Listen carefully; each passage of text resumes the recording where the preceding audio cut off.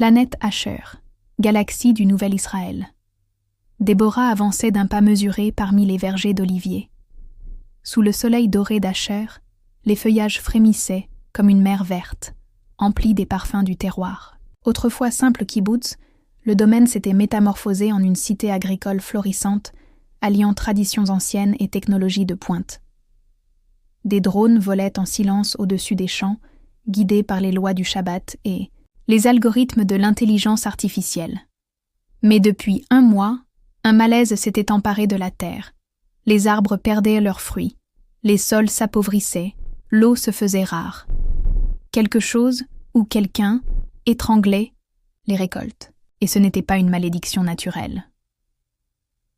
Lorsque le Sanhédrin convoqua son père sous prétexte d'une enquête sur d'éventuels manquements aux lois cacheroutes, Déborah comprit qu'un piège se refermait. Jamais, en 15 ans de colonisation, stellaire, les 23 sages du 3e temple de Juda n'avaient daigné s'intéresser à l'agriculture, sauf si le spirituel camouflait une ambition plus sombre. Ces recherches la menèrent à une vérité glaçante. Les systèmes d'irrigation avaient été délibérément reprogrammés, non par négligence, mais par volonté de nuire. Quelqu'un, au sein même du temple, cherchait à affamer Asher pour forcer la population à se soumettre. Les échanges avec les goïs de Solim, jugés impurs, excédèrent le pouvoir religieux central. Il fallait punir les fidèles égarés. Mais Déborah n'était pas née pour plier. Elle n'avait pas survécu aux fosses de banderistes, ni vu tomber les siens sous les feux de la répression allemande, pour maintenant s'agenouiller devant une nouvelle tyrannie théocratique. En secret, elle envoya un appel crypté aux Solimais, leurs nouveaux alliés depuis 3 lustres. Quelques semaines plus tard, des vaisseaux phéniciens apparurent en orbite basse. D'apparence neutre, ils portèrent des modules d'assistance agricole. Officiellement là pour proposer leur aide, ils piratèrent les centres de régulation hydrologique sous les caméras impuissantes des drones du temple.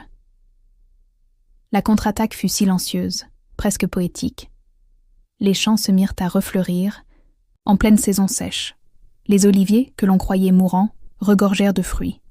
Le blé leva d'un seul élan, et quand le déluge arriva, une pluie artificielle libérée par les ingénieurs rebelles, la terre d'Asher devint un jardin éclatant. Déborah contempla les premières pousses comme d'autres lisent un psaume, avec foi, mais sans naïveté. Le message était clair, la loi divine n'a pas besoin d'être imposée par la famine. Elle germe d'elle-même dans le cœur des justes, et quelque part, dans le silence des champs ressuscités, la révolte prit racine.